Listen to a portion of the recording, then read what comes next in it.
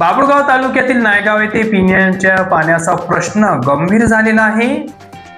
बाभुळगाव तालुक्यातील नायगाव येथील ग्रामस्थ आणि जिल्हा दिव्यांग संघर्ष समितीच्या वतीने पिण्याच्या पाण्याच्या तीव्र समस्येबाबत बाभुळगाव तहसीलदार, गटविकास अधिकारी आणि तालुका पाणी पुरवठा अधिकारी आणि मुख्य कार्यकारी अधिकारी यवतमाळ यांना निवेदन सादर करण्यात आले आहे।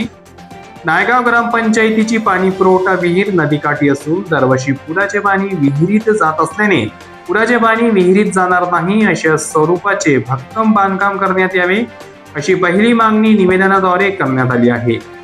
सन 2024 आणि 25 मध्ये नवीन विहीर, पाण्याची टाकी आणि पाईपलाईनचे काम पूर्ण होऊनही 3 वर्ष लोटल्यानंतरही नवीन पाईपलाईन मधून पाणी पुरवठा सुरू झालेला नाही।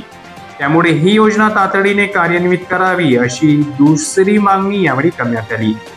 यावर प्रशासनाने तातडीने बैठक घेऊन प्रश्न मार्गी न लावल्यास नायगाव ग्रामस्थ बाभुळगाव तहसील कार्यालयासमोर ठिय्या आंदोलन करतील आणि आगामी जिल्हा परिषद, पंचायत समिती तसेच ग्रामपंचायत निवडणुकांवर पूर्णपणे बहिष्कार टाकण्यात येईल असा गंभीर इशारा दिला आहे।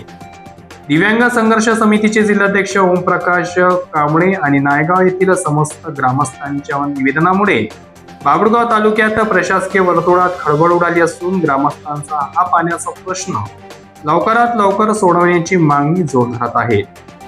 यावेळी ओमप्रकाश कांबळे यांनी RN न्यूजला दिलेली प्रतिक्रिया।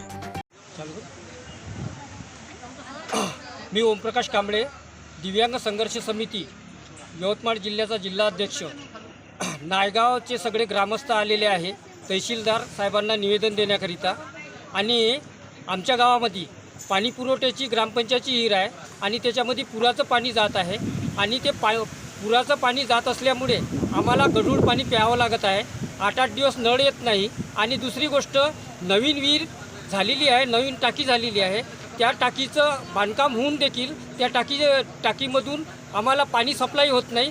त्यामुळे आम्ही इथं 2 मागण्या घेऊन तहसील कार्यालयामध्ये आलेलो आहे आणि ह्या मागण्या